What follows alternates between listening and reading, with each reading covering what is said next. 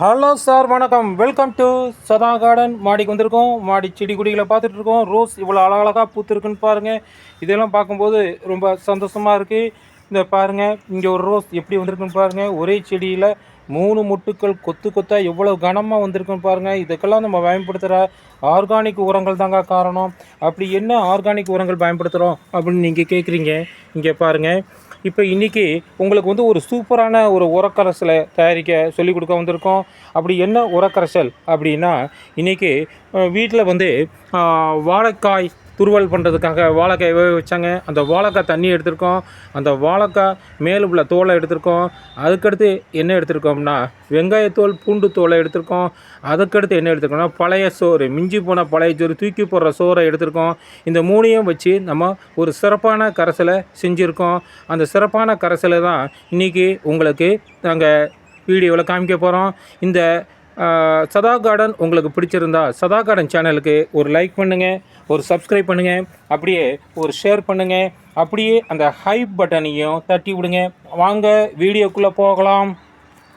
Hello sir, இன்றைக்கி உங்களுக்கு சூப்பரான ஒரு உரம் தயாரிக்கிறதுக்கு எப்படிங்கிறத சொல்கிறது வந்திருக்கோம். இப்போ என்னென்ன எடுத்திருக்கோம் அப்படின்னா, நம்ம வீட்டில் வாழைக்காய் பொரியலுக்கு வாழைக்காய் வேக வைப்போம் பார்த்தீங்களா.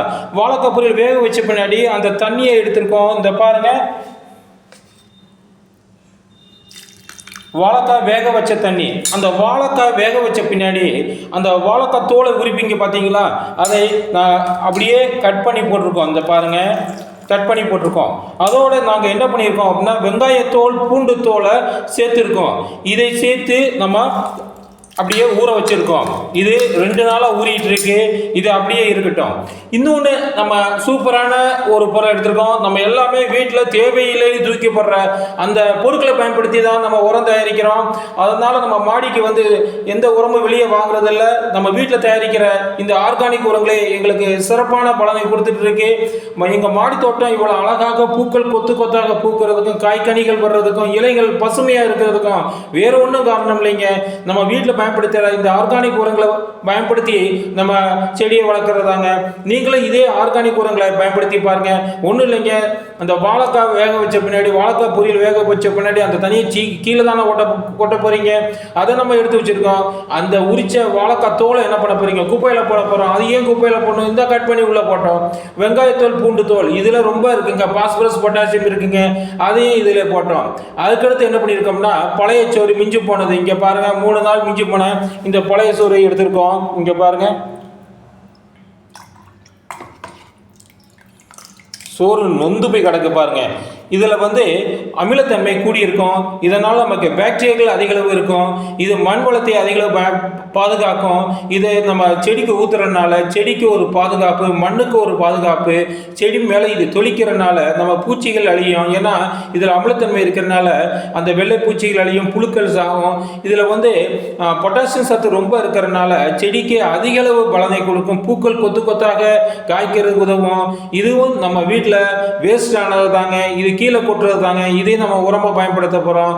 மொத்தம் இதில் 3 பொருட்களை நம்ம பண்ணியிருக்கோம். ஒன்று, அந்த வேக வச்ச வாழைக்காய் தண்ணி எடுத்திருக்கோம், வாழைக்காய் தோலை எடுத்திருக்கோம், வெங்காயம் பூண்டு தோலை எடுத்திருக்கோம், அதுக்கடுத்து பழைய சோறை எடுத்திருக்கோம். இது என்ன செய்கிறோம்னா மொத்தமாக இதில் ஊற்றுறோம். இந்த பாருங்கள்,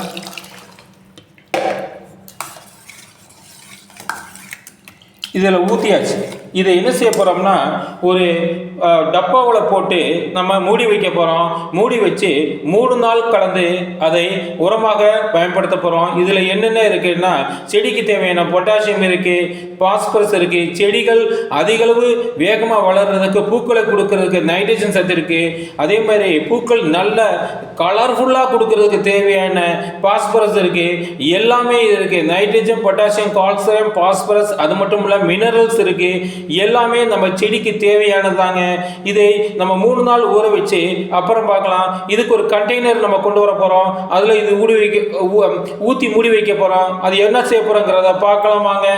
ஹலோ சார், வணக்கம். இங்கே பாருங்க, ஒரு கண்டெய்னர், ஒரு வாளியை எடுத்துகிட்டு வந்திருக்கோம். மூடியுடன் கூடிய ஒரு வாளியை எடுத்துகிட்டு வந்திருக்கோம். அந்த வாளியில் நம்ம என்ன பண்ண போகிறோம், ஏற்கனவே நம்ம செஞ்சு வச்சுருக்கிற கரைசல் இருக்குது பார்த்தீங்களா, அதை ஊற்ற போகிறோம். இங்கே பாருங்கள்,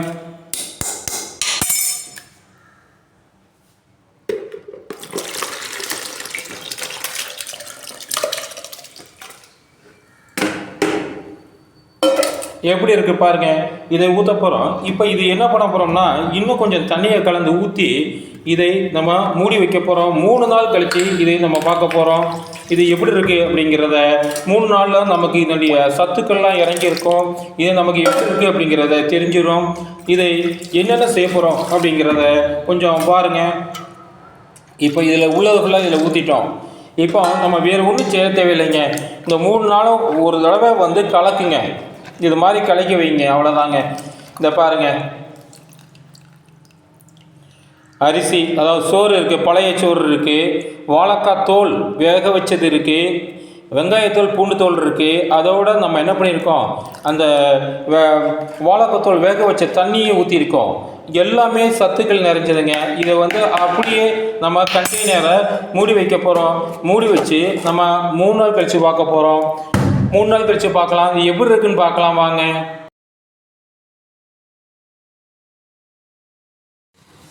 ஹலோ சார், பாருங்கள் 3 நாள் ஆயிடுச்சு. இப்போ கரைசல் எப்படி இருக்குன்னு பாருங்கள்.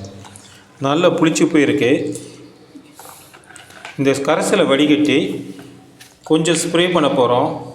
கொஞ்சத்தை நம்ம லிக்விட் ஃபெர்டிலைசராக வைக்க போகிறோம். இதுக்காண்டி இது எடுத்துருக்கோம்.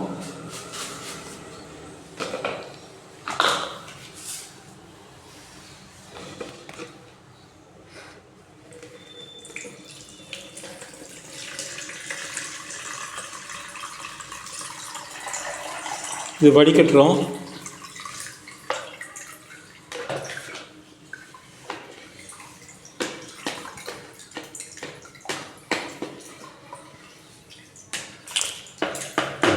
என்னப்பா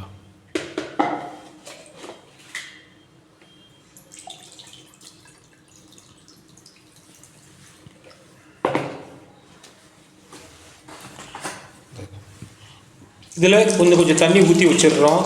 பின்னாடி நம்ம தேவைப்படும். திருப்பி இதே மாதிரி கரைசல் ரெடியாகும், செடிக்கு பயன்படுத்திக்கலாம். இது வந்து கலக்கி வச்சிட வேண்டியது. இது 2 நாள் கழிச்சு இந்த கரைசலை திருப்பி நம்ம பயன்படுத்திக்கலாம். இப்போ இந்த கரைசலை பண்ணிட்டோம். மிச்சத்தை இதிலே போட்டுறோம். போட்டு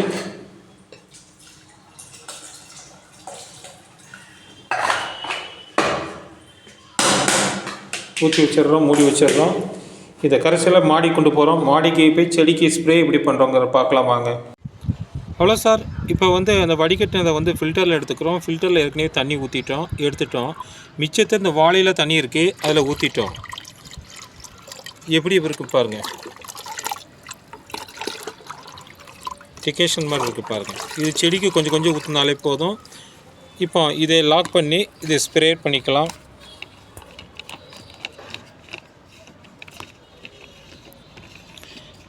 இப்போ செடிக்கு எப்படி தண்ணி ஊற்றலாம் பார்க்கலாம் வாங்க.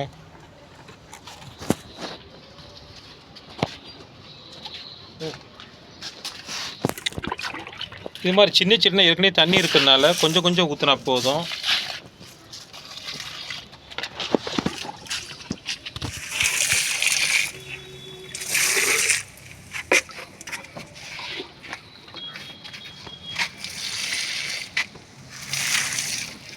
இதே மாதிரி எல்லா செடிக்கும் ஊற்றுங்க. இதில் கால்சியம், பொட்டாசியம், மெக்னீஷியம் எல்லா சத்துக்கள் இருக்குது.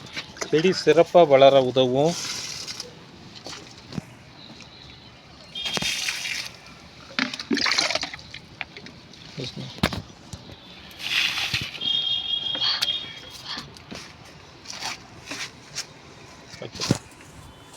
சார், இப்போ ஸ்ப்ரே ரெடி ஆகிடுச்சு. நான் பாருங்கள் எப்படி அடிக்கணும்னு பாருங்கள். இந்த செடியை வந்து இலை ஃபுல்லாக அடித்து விடுங்க.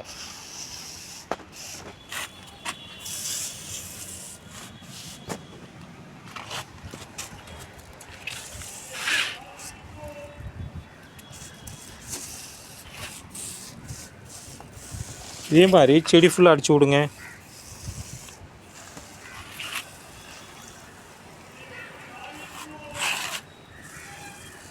அவ்வளோதாங்க, செடி சிறப்பாக வளரும்.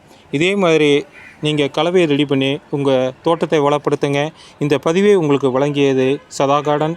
இதை சதா கார்டன் சேனல் பிடிச்சிருந்தா சதா கார்டன் சேனலுக்கு ஒரு லைக் பண்ணுங்கள், ஒரு சப்ஸ்கிரைப் பண்ணுங்கள், ஒரு ஷேர் பண்ணுங்கள். அப்படியே அந்த ஹை பட்டன் தட்டி விடுங்க. சதா கார்டன். தேங்க்யூ.